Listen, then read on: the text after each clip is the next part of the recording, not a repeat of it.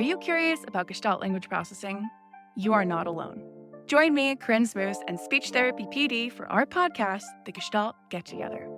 Our episodes try to balance the enthusiasm and excitement about GLP and its associated intervention ideas, as well as a healthy dose of skepticism about how to understand and integrate this paradigm shift into your career and the field at large. We hope that you can get together with us to learn more about Gestalts.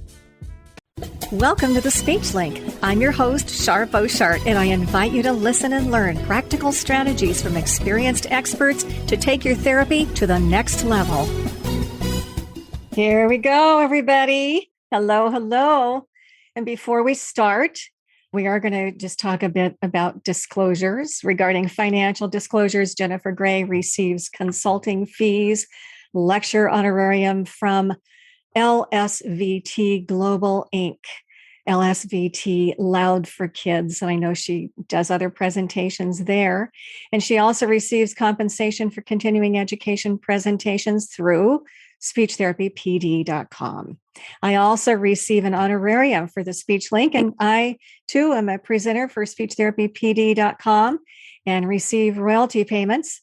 And I own Speech Dynamics. Regarding non-financial disclosures, neither Jennifer nor I have any non-financial disclosures to report. So there we go. All right. Welcome to our live SpeechLink podcast, sponsored, of course, by speechtherapypd.com.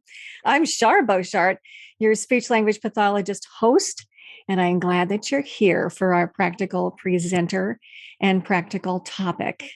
And I love everything that she does. So it's called Speech Clarity Strategies for Those with Down Syndrome when AAC is recommended. And you are welcome to participate. Type your question or your comment into the chat, and one of us will read it, and Jennifer will respond.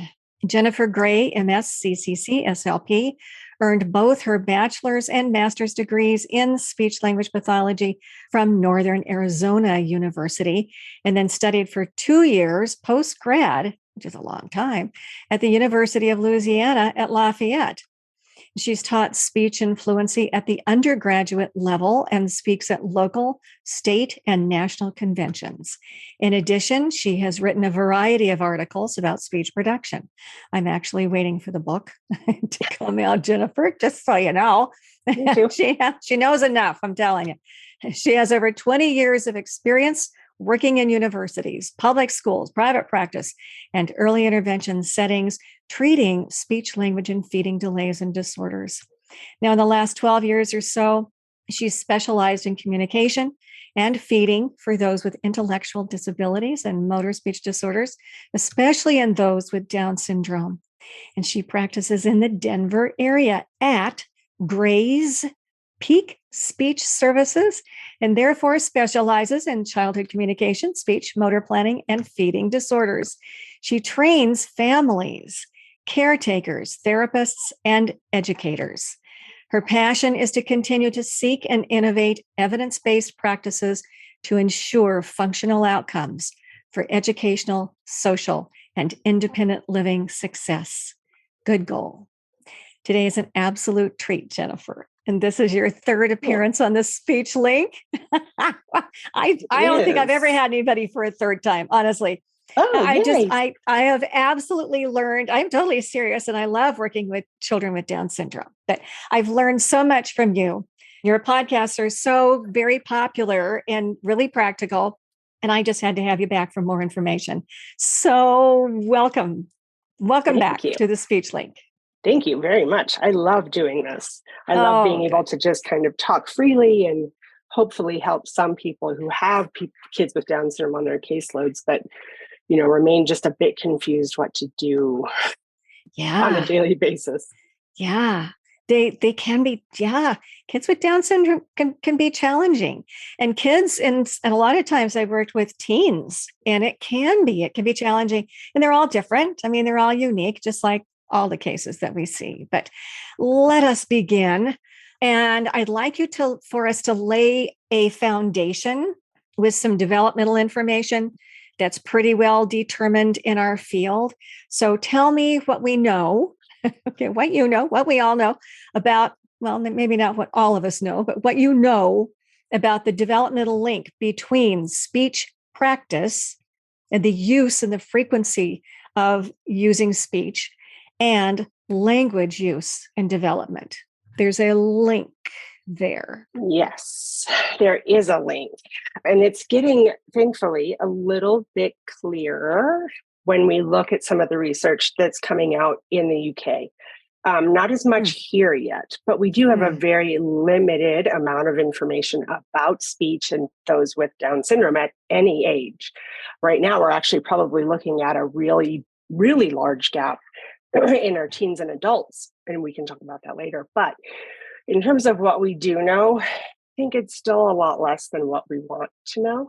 And so what happens there is that it leaves us with all sorts of questions that we don't have answers for yet. And it also leads therapists kind of out there by themselves to sort of figure it out, because there's not a lot of places to go, which is why I've continued to do a lot of speaking events, because there aren't a lot of options out there to learn, at least quickly, right? And that's why the podcasts are wonderful, because you can listen to it in the car. You can, in 1 hour, you can come away with, if I do my job right, come away with something to try tomorrow, or just a different perspective on those kids on your caseload. And they are really different between every child is different. And I feel it's weird that we have to keep saying that.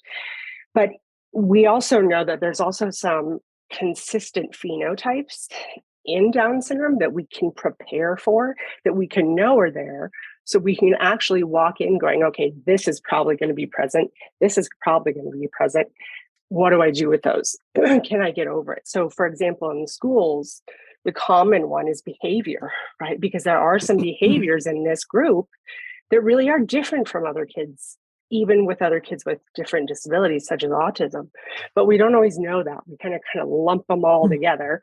Okay, here's a kid who has difficulty with speech clarity. Here's a kid that really has some strange behaviors, and learning is just harder, but we don't always know why. And so what do? We apply the speech and language techniques that we use with every other child, maybe a child who even just has a delay, and we are using the exact same techniques for people with Down syndrome. And we're seeing that change in motor speech disorders and apraxia, childhood apraxia of speech. That's fairly new on the scene. If you're older, like me, before it was a thing, I didn't learn anything about that in school because it wasn't a label yet. And autism, and we've watched those two things grow leaps and bounds in the last 20 years. But we really haven't seen the same thing for people with Down syndrome. And so what we all assume, and what we all sort of know from our contact with people with Down syndrome, is that speech clarity is hard. It kind of lasts. And we aren't great yet at fixing that. And so a lot of what we've been doing recently is kind of stepping away from that speech issue, because we're not very good at it, and looking more at language and building up language, and even using other forms of communication, such as alternative non-negative communication, which we all use every day with every child. But I think in this population specifically, we've kind of said, you know what, I don't know what to do about speech, so I'm just going to leave it over there. And then in some of my recent more readings about what is speech supposed to be in a perfect world, and what happens if we don't follow that linear progression the way that we're supposed to. So people with Down syndrome, as far as we know, follow the same trajectory of development. So the speech and language development is going to be the same for a child with Down syndrome as a child who does not have Down syndrome. So they're going to follow the same path.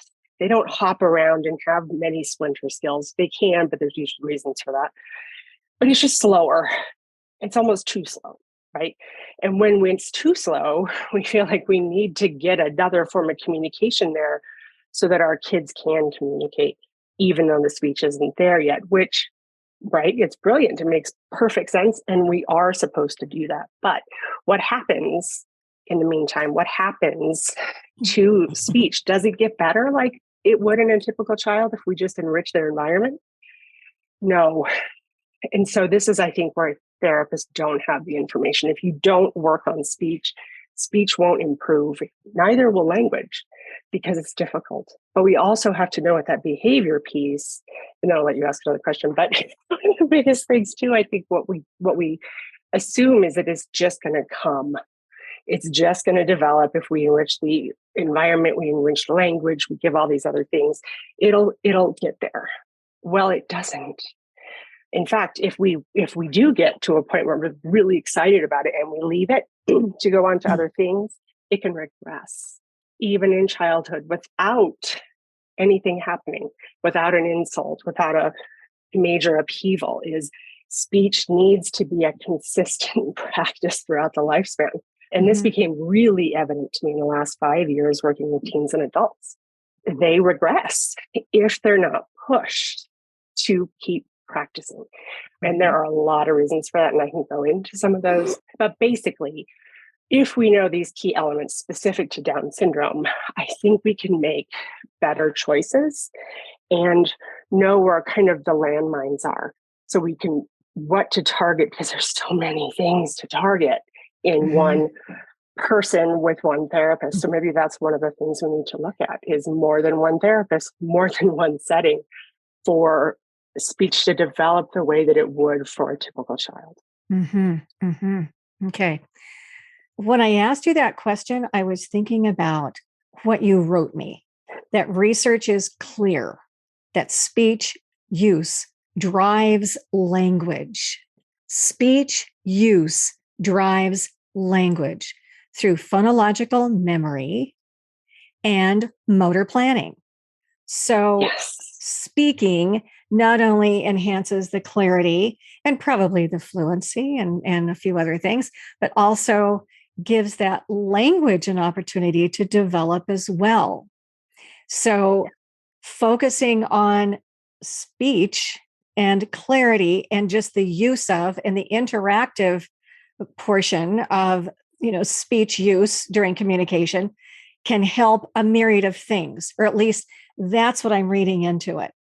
And I don't know of anybody that would disagree with that, hey, language improves as you talk. Okay. And talking is speech. So there you go. Okay. Yes. So I have a slide that I'm going to sort of read that I use in one of my, or in several of the presentations I've done recently. And I've made the slide when I was listening to Sue Buckley, who is a psychologist out of the UK. And really her work is what really has spurred my work. And I can share those with you so that you can have access to her work. It's all on the internet, which is nice. But there was what was the name of the person? Buckley? Sue Buckley is her name. Buckley. Okay. And she has the Down Syndrome Education International, or DSE.org. There's a UK version and a US version if you're going to purchase things, but she has all the research, almost all the research that we have on those with Down syndrome. And then she even has ways of kind of chunking them out so you can get some, faster reads about these different topics. And she has a See and Learn program for literacy, which I use. And she's the one that really got me using literacy as AAC. We can talk about that too. But her work really is probably the most cutting edge, and then those that she's working with. And so there was a not UK, I always get this wrong, but it's an association throughout Europe. And they had a conference this last year. And I think it was the first time it was live on the computers, and it was streamed so people outside of those countries could have access to it. Yeah. Another, COVID upside. Before you would have had to go to Scotland, right? That's right. And so I got to listen to all these kind of the newer research. And basically what she kind of laid out was output matters. So speech output, that's how she put it. Hello. And it just, all the, the blinking lights in my head went off, and I was like, oh my gosh, I know that, but I don't know that, because we aren't saying it the same way, even though we're all speaking the same language. Speech output matters. Speech output determines what you're going to be able to understand and use. And I hadn't heard it put that way. Yeah, that's a huge piece. I mean, you think of input and output, but that output is so critically important for the repetition. and the Yes. use. And then also it engenders connecting with another person. And then you get that exchange. Yes. Yeah, it's critically important. Yes. Yeah. Well, and so she good for kind of Sue. laid out. Yeah. And so she laid these out. We're looking at typical development. So there's also kind of that, gosh, do we look to typical development when we're looking at children with Down syndrome? Well, we have to right now because we don't Sure. have it yet. It's coming. Yeah. Well, and I, as soon as you figure it out, some kid's going to come along and blow that to smithereens because everyone is unique, I mean, it's just, it's hard to nail all that stuff down. So you just sort of have this wide swath rather than just narrow developmental, information. Yeah. And I can read this quick slide. I have to read it still because it still kind of blows my mind. Okay. And I don't want to mess it up. And I appreciate you doing this because there are going to be a lot of people just listening to this podcast.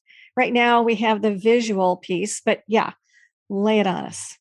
And I will put this in a handout for people. I mean, I've said it before in other courses too, but speech perception is linked to motor production by 3 months of age.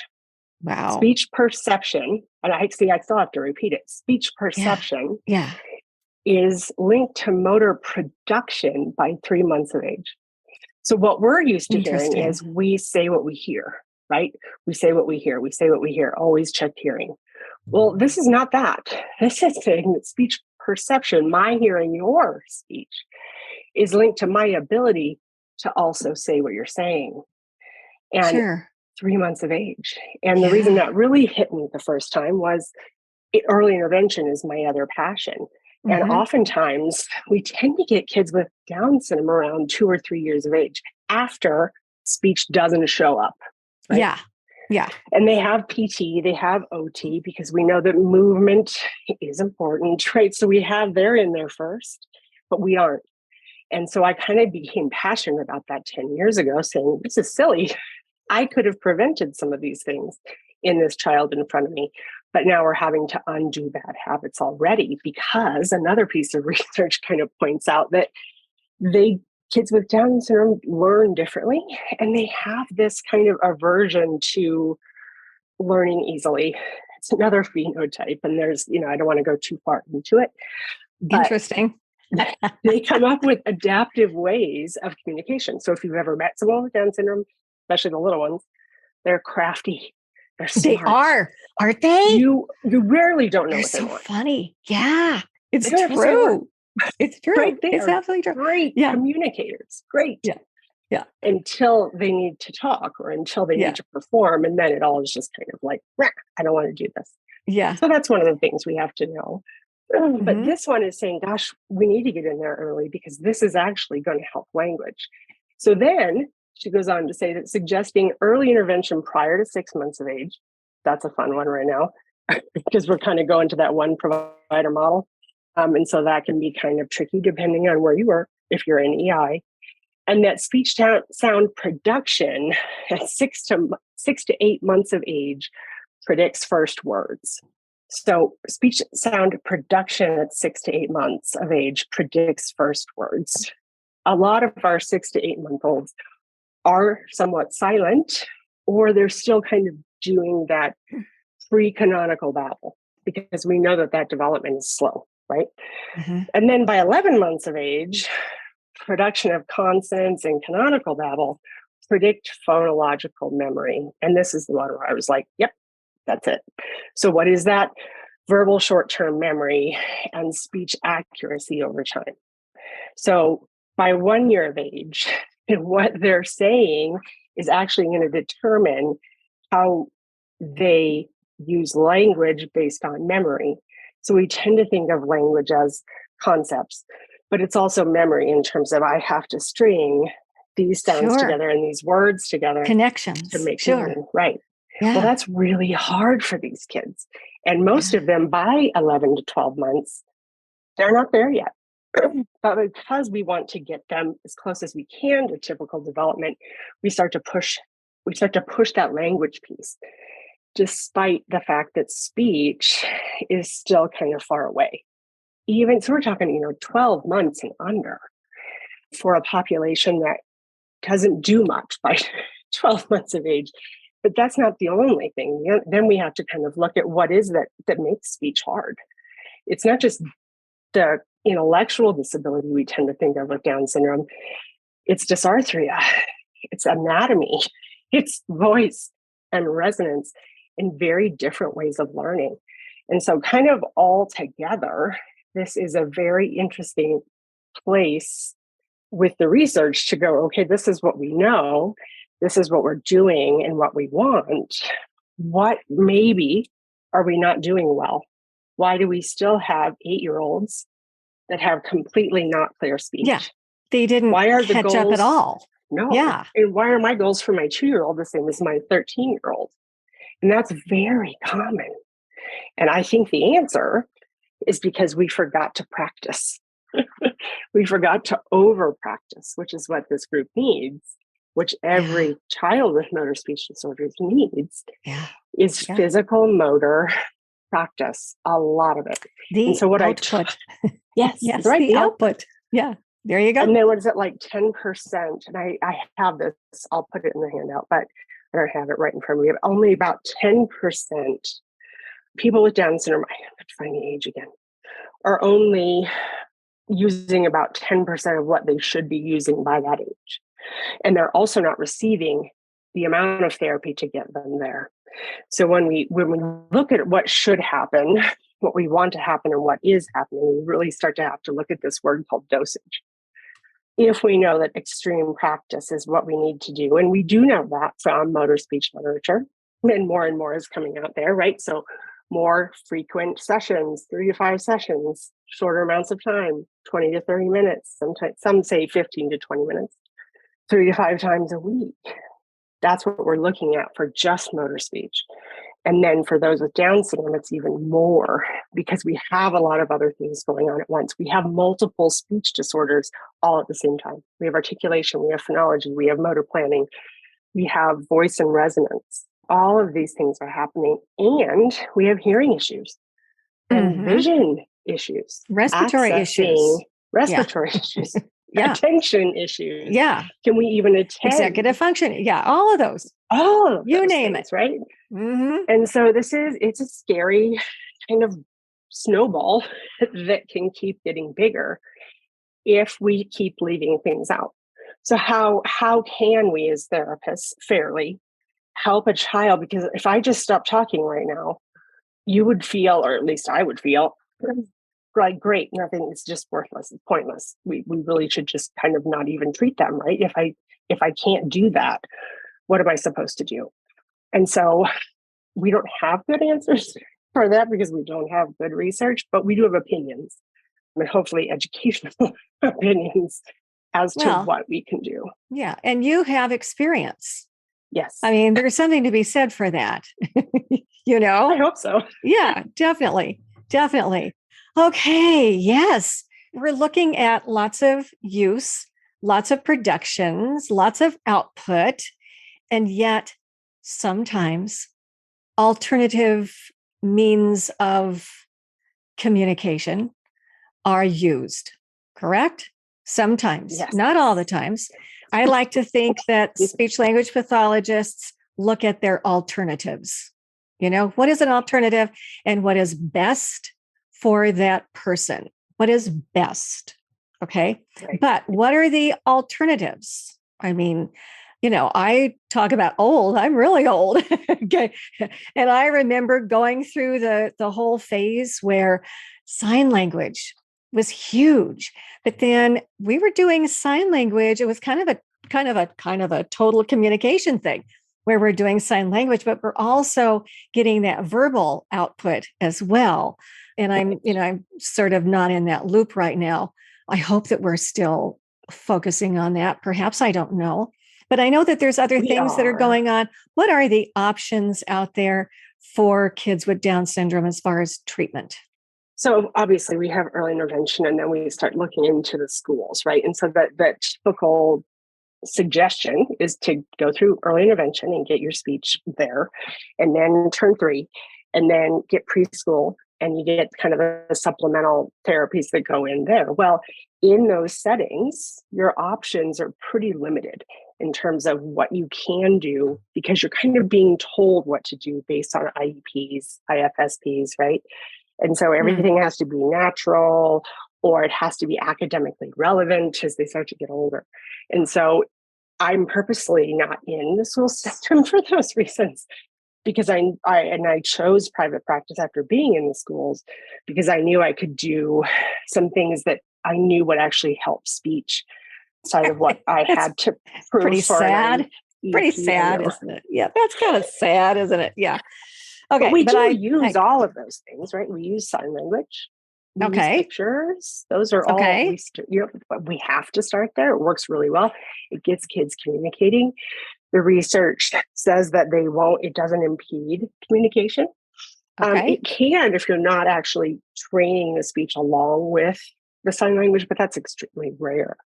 But now we have kind of a newer situation going on where, we start with that typical progression of, sounds and encouraging sounds and enriching the environment and using sign language. And then we might use pictures, and then we might use more than one picture.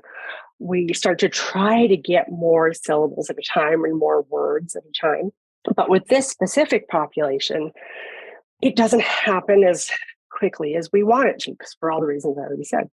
And so we are also starting to use those higher forms of AAC. So, the hierarchy of AAC, starting with sign language, pictures, words, reading, combinations of all those things, low tech.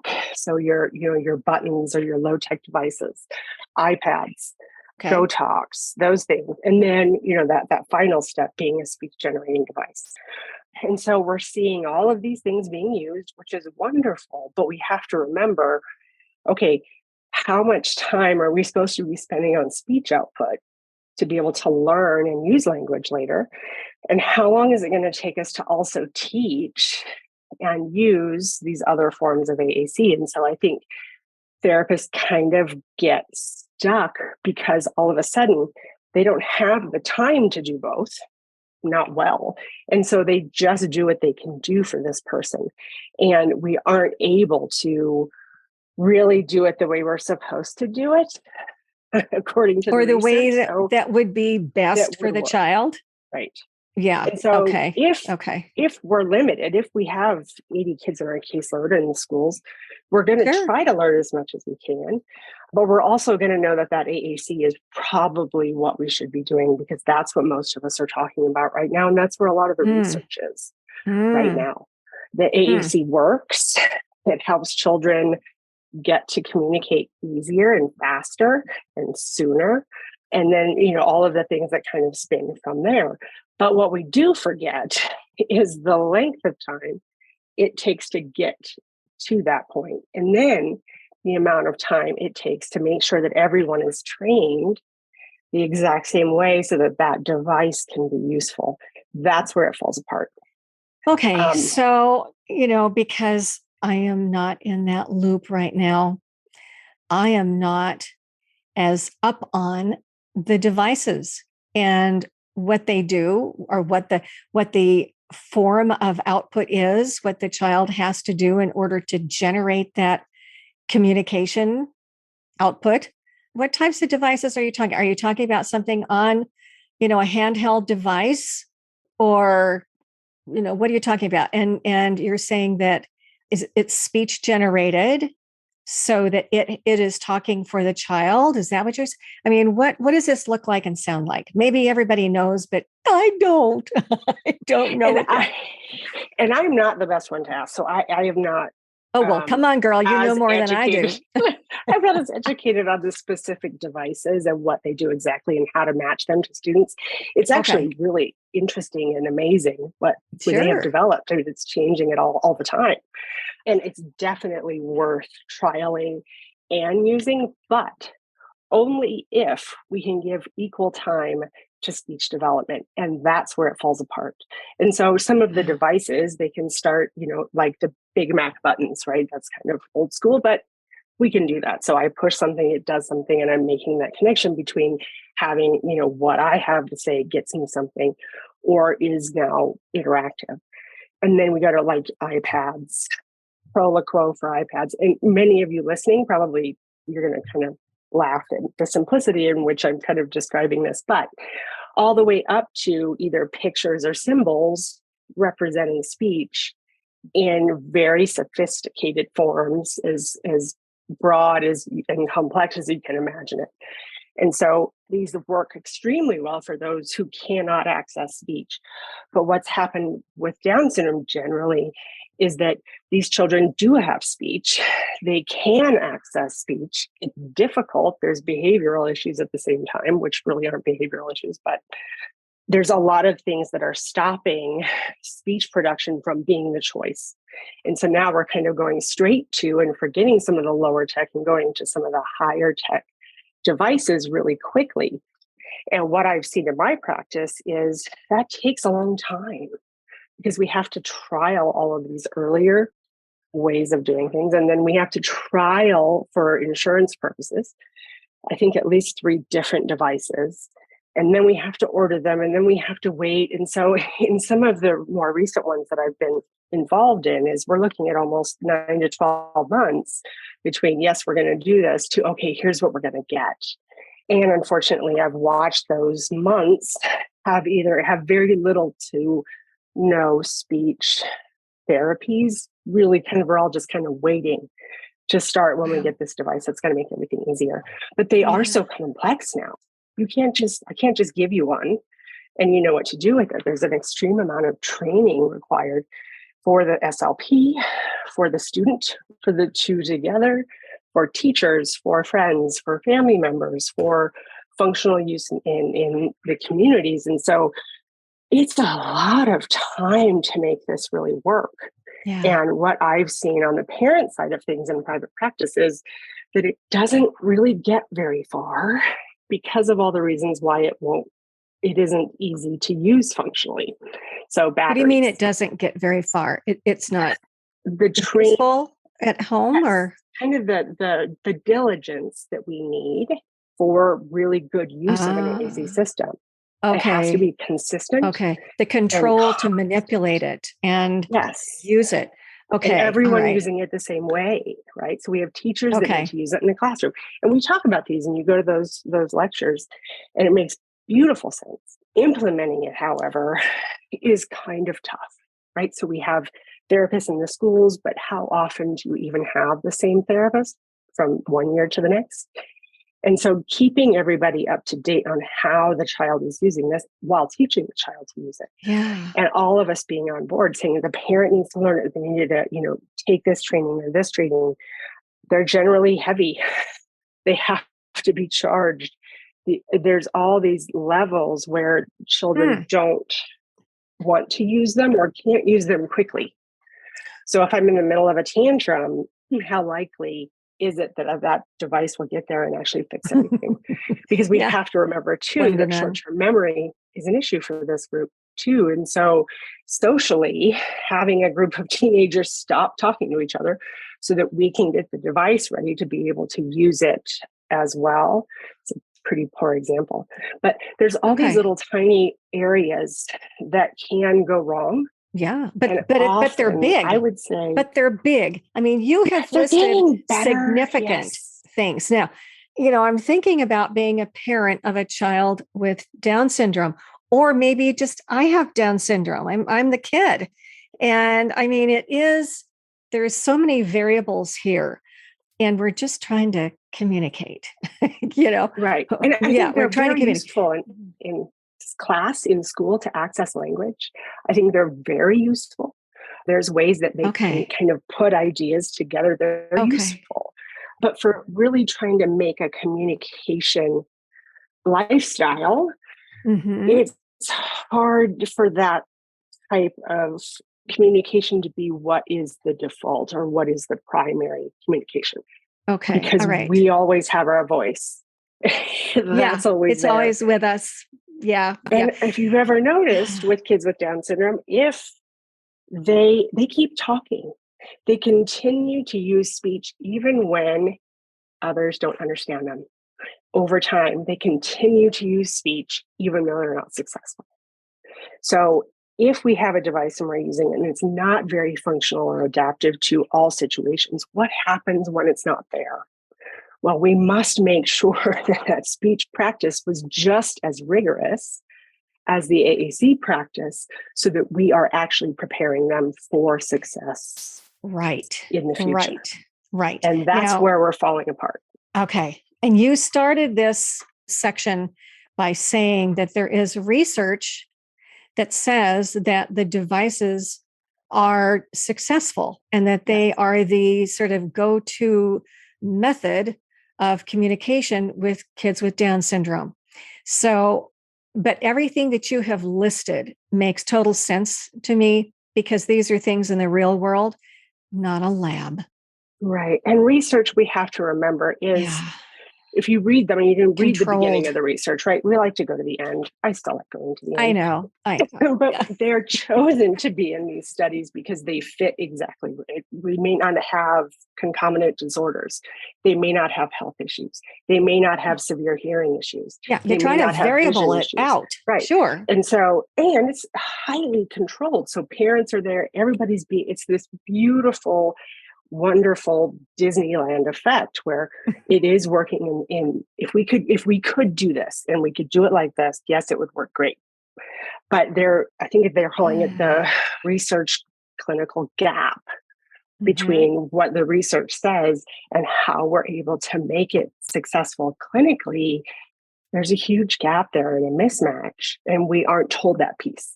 And so if we're going in and we think we're doing exactly what we should be doing because that's what the research says. Well, what happens when it didn't go according to the way the research did it? Yeah. What do we do then? For a child who has the ability to speak. Now, I'm not talking about severe cases where that's not going to be the case, or concomitant disorders such as CP. But yes, in general, we have a voice, and now we have some really interesting early research and early language development that tells us we really need to make sure that we are talking and developing speech, not even just speech clarity, but using speech for language. And what happens if we don't do that? Is that one of the reasons why we still have teenagers who are extremely unintelligible, or we don't even know what to do at that point in terms of other ways of speaking? And those are now kind of here. And some of the other things that I've talked about in your previous podcasts or other courses is there are some other options. And there are ways to work on that speech so that we aren't just left with one option that is AAC. Makes all kinds of sense. I totally understand the controls in the lab and how it can work and be beneficial for all concerned.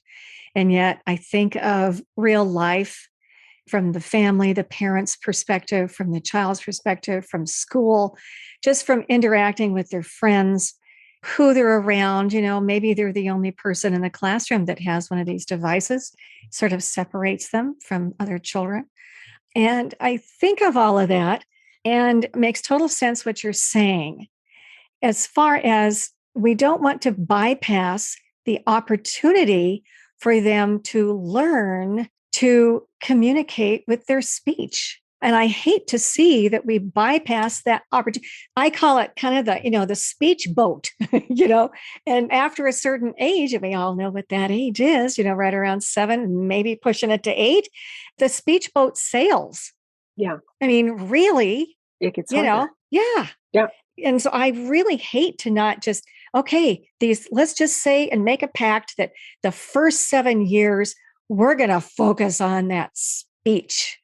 And from my perspective, I focus on building the capability to produce speech. I call it capability-based methods that I like to use. I like that. Rather than, let's just pound on that S or the SH or see if we can't differentiate between the two, and just really focus on the capability and the underlying components that are part of speech production that a person has to have and be able to do to really formulate and connect speech sounds. I mean, one of them being is the stabilization piece. It's huge.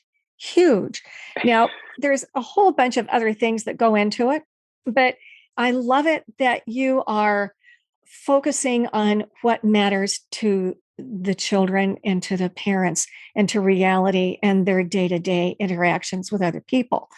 And speaking with you prior, it sounds like we're not heading that direction, that we're kind of heading toward the devices, and they're there and they're easy. But I'm going to say it may not be what's best for the child. Right. And then they're easy for the SLP to have, because it kind of gives them the knowledge of what to do here. Oh, okay, I can just work on this AAC. Right. We can use this device, and that's what we're going to do in our sessions. And it makes everything smoother for me. And one of the things that we have to improve is the research piece, but also how are we supposed to improve speech clarity for people with Down syndrome? Because like you said, the articulation is not enough. That's not even usually the problem. It's this kind of this snowball in my brain that I kind of think of it as, where we have all speech disorders all at once, all the time. Well, how do you do that? We need to get better at teaching people how to do that. And so that's what I've kind of been trying to do. And we can use other systems that are sort of AAC, that are AAC. It just kind of they're now using kind of high-tech, low-tech differentiation, but things like reading. These children happen to learn to read quite easily. Letters and letters that make up words, they catch on quickly to these for the most part. Some of them, I've had them. Can we use pacing boards? Can we use the reading ability? Can we use even some picture representations within speech so that we can really help that memory piece, right? So how many words am I supposed to say? Okay, that executive functioning piece that tells me, okay, I'm supposed to answer a question right here. So all of that's going on in the background. But how are we supposed to improve speech clarity? And then that's kind of where the LSVT piece came in for me, was high or extreme speech practice works. It works. If I say it over and over and over and over and over again, my speech gets better. Even if it's divorced from complete context, it does seem to generalize somewhat if we keep doing it. Well, and that is something that's, that we've known for a while. It's called motor patterning. I mean, and that's what happens, if a person is trying to learn to print their name, or draw a straight line, or throw a ball. Same I mean, thing. It's all motor patterning, and it's through repetition. I mean, that's very well known, but sometimes we quotes drop the ball. Let's get into some real practical aspects here. Talk with me about how the dysarthria can impact the speech clarity, and how to target the improvement through voice and fluency and working memory and that kind of thing. I mean, you've got a lot to address. Right. And certainly, even if you'd hit just a couple of those things, I think we're better off than just parking the kid with a device, which I'm not saying I'm not anti-device, but I want to give them an opportunity, especially during those first 7 or 8 years. I just, And how can we integrate that speech practice with device use? There you go. So we're not anti-device. I'm not saying they don't work. Okay, so how do we do both at the exact same time? All right. So it's kind of the same thing, right? It's that practice over and over and over again. But what are the other elements that make this different than the other kid who has a device that doesn't have Down syndrome? Well, he may not have dysarthria, right? That kind of, we have all sorts of definitions and people get really picky, so I try not to use them. But basically, it's not strength and it's not tone, but it's a weakness, right? So everything's kind of slower. Endurance, maybe? So agility, precision, and endurance are the three that I point to. So that's for the oral movement, right? So how long can I say this before I fall apart? That endurance piece, but also the agility. How quickly can I go between syllables? How quickly can I say this? How good am I at saying each sound, right? And historically, what do? We pick it all apart. Okay, well, he's 6 years old. He should have a S or an R, or because they've changed all those numbers now. But first of all, they're not based on children with Down syndrome. But if you think about it, really, are those sounds going to clear up speech or not? Well, I'm going to say or not, because that's what we're doing. And that's what we've done. We've said, okay, we're going to work on this sound right here, and that'll clear it all up. But it never does. Why? Because we don't speak in sounds, we speak in emotions, if you will. Prosody, rhythm, pitch changes in our voice. If you listen to people with Down syndrome speak, a lot of that's missing. It's very kind of robotic, or because of that dysarthric piece, it's very kind of, I'm closing off my nasal passage. I know. I'm pretending my ears are plugged. I'm not moving my oral articulators. And I have an odd resonance because my palate is extremely high in my mouth. And so I kind of talk like, and so it gets less precise because of those things. Now, we can't fix those things. Some we can, some we can't. But if we only attack the sounds, we're going to fail. They might get it in a sentence. You might be able to go from the word level to the sentence level, but it won't transfer outside of that room usually, right? So how do you pick and choose which one is the one to use to improve speech? Well, it has to be kind of the whole system. So stare at the child, listen, see what they're capable of, see if you need to reduce complexity, and then figure it out based on knowing why they sound that way and what can we do? Do we slow them down? So maybe slowing them down. They have to kind of get used to that rhythm, a different rhythm than the fast one that they like. Or in the case of LSVT, this was very interesting to me. The only cue, there's two cues. One is say it louder, and two is do it like I do. Well, if you have motor issue and reduced short-term memory, the ability to remember something for a short amount of time, MLU is harder. And you need very simple directions or something that you can do that's simple to make speech easy. So talking louder tends to do that. So that was kind of nice, right? If I simply say, my name is Jennifer, I suddenly slow my rate of speech. And each sound is more distinct. And we've known this within fluency, right?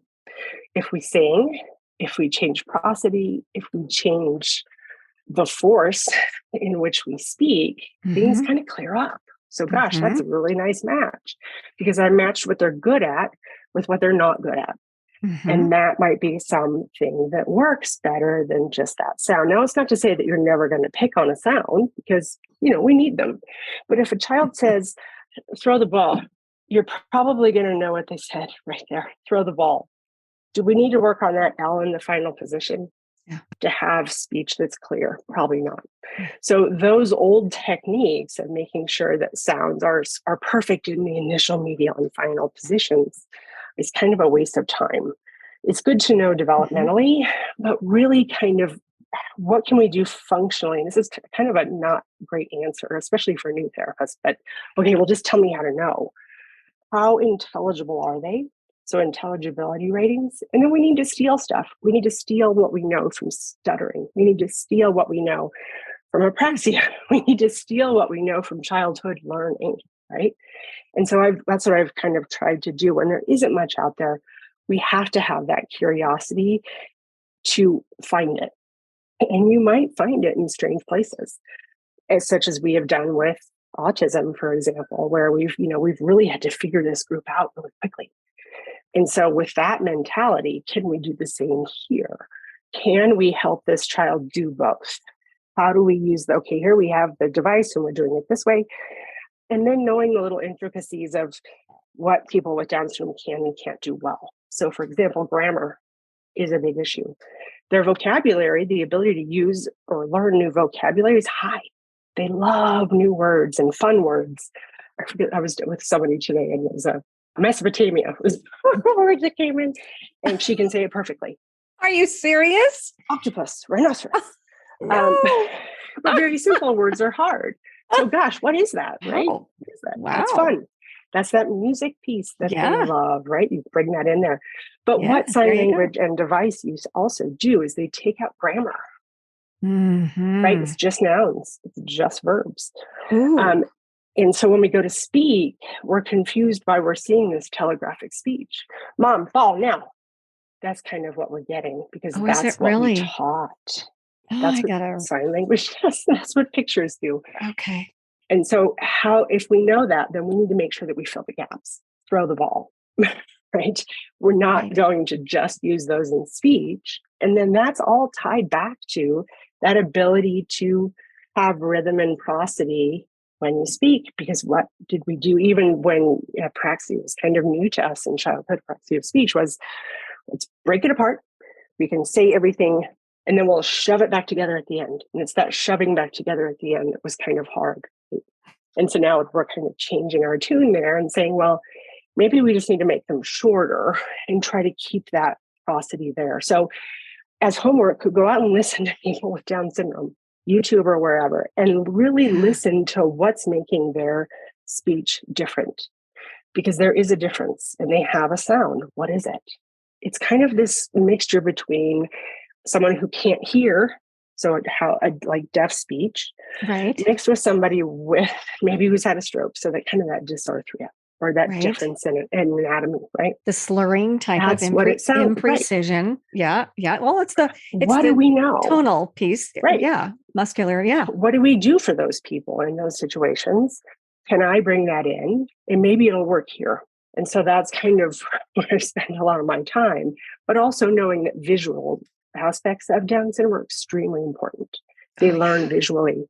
So that's also why AAC is used, right? Because if they can see it, they can do it. But maybe a visual schedule or reading a sentence, maybe that's okay. Maybe that's enough. Maybe we don't have to go further.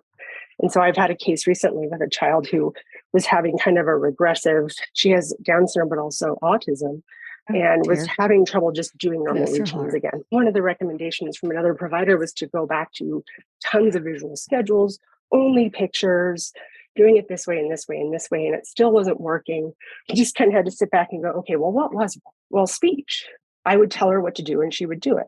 Well, mom stopped doing that because we were now using pictures. And so she shut off that speech piece to be able to reference the pictures and have repetition in that area. And I said, well, gosh, let's just go back. Let's just try to do what we were doing before. And it worked. And so I'll put it in the handout, but I have some pictures of the stuff that she does. And it was words. So for example, on the refrigerator, she would just, if mom wasn't home, just dad was there, she would just go to the refrigerator and say eat. But she wouldn't say what. But when he gave it to her, she would refuse it, right? Because she didn't get to choose it. So mom was like, fine. She's hilarious. And so she wrote the names of food on the fridge. Okay. And now she goes to the fridge. She can read and says what's on there. And then mom reminds her to use a sentence. Oh, I want macaroni and cheese. Oh, okay. You want macaroni and cheese? Yes. And it started to clear everything up again. Nice. Oh, I love that. Yeah. Simple. But you processed it through. Yeah. So I love that. Yeah. Excellent. Okay. Tell us some more. We're almost out of time, but I could listen to some more. Yeah, I know. We've got about maybe 4 minutes and then I need to sort of wrap up here with this other stuff. But yeah, I hate to just stop you mid practicality. Yeah, give us a little bit more. It's funny that she's just on my mind today. But with that same child in the words, she said it was really hard. It's kind of AAC related too, to get everyone in the house to help her go up and down the stairs the same way. Right. So everybody's using a different way of helping her, whether they're going under her armpits, because going alternating steps up and down stairs is difficult for a lot of different reasons. Anyway, and so they go to the OT and the PT sessions that this is how it's supposed to be done. But when mom's not home, dad's doing it this way. ABA is doing it this way. And so finally, mom just wrote down the instructions. I think it was 3 or 4 on a piece of paper and taped it to the wall by the stairs. And sure enough, what happened? Everybody started to do it the same way. And the client, the child, was also reading it. So you know what? Soon she didn't need somebody to hold her hand or her armpits. She would remember, oh yeah, that's how I do this. So mom, cleaning her room. Oh, you got to pick them up and put them, pick it up, put it away and I'm done. Except there's 10 more items. And so how can we use what they're good at, that visual piece, and then kind of figure out where it works? But do we have to go further with pictures and output? I don't know. I don't I know my opinion for this child is, I don't think so. Her speech kind of comes and goes based on how well she feels, or right now she has a palatal expander, which is kind of throwing everything off, but will eventually help, right? But all these things are going on all the time. But if she stops and uses the techniques we have figured out together, she's intelligible. And so I think we have to stop being scared of working on speech, and we must assume that they can do it.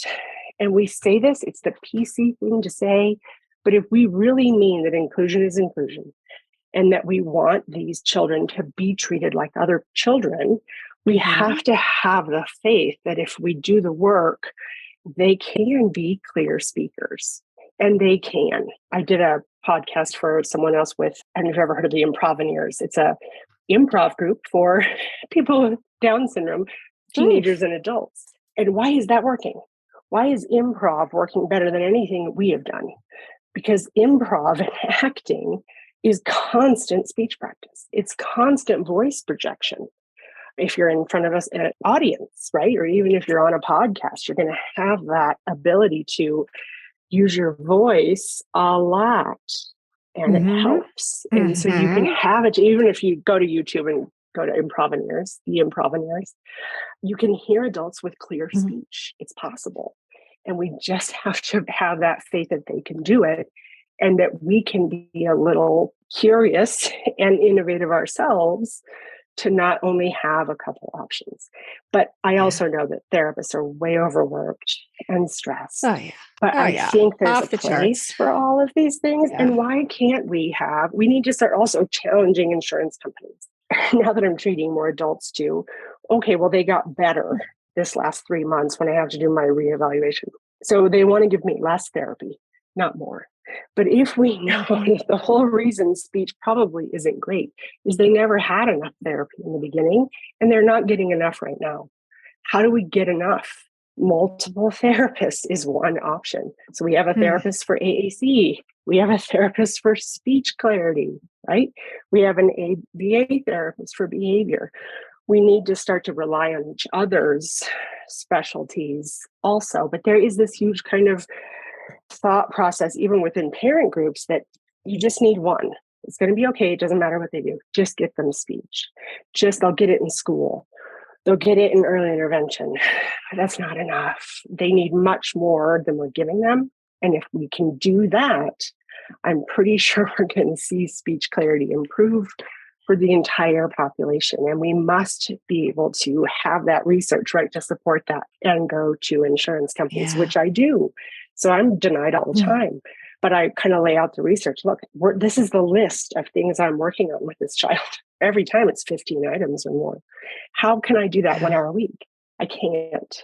So we either need more sessions, or we need to find a way so that they can have other types of speech therapy.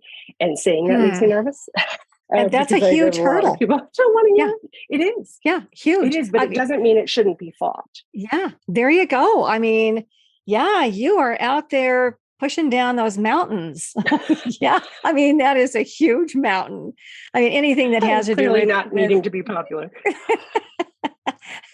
Oh, it doesn't matter as long as you help your kids, right? Your clients. I mean, isn't that what we're here for? Typically, yes.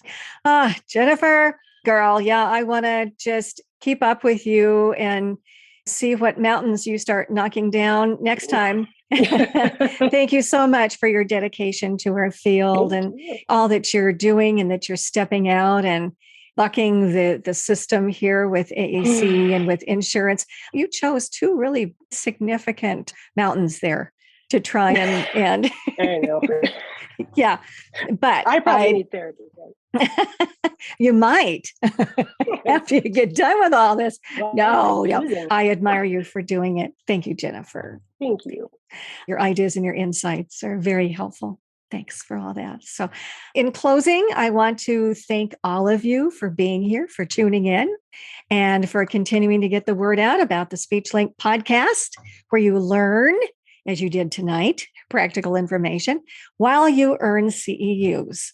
And in a very few days, you'll be able to access this course through speechtherapypd.com, and you can watch it again if you want. And if you so desire, access the audio-only version on all the popular podcast apps like Apple Podcast, TuneIn, Podbean, et cetera, et cetera.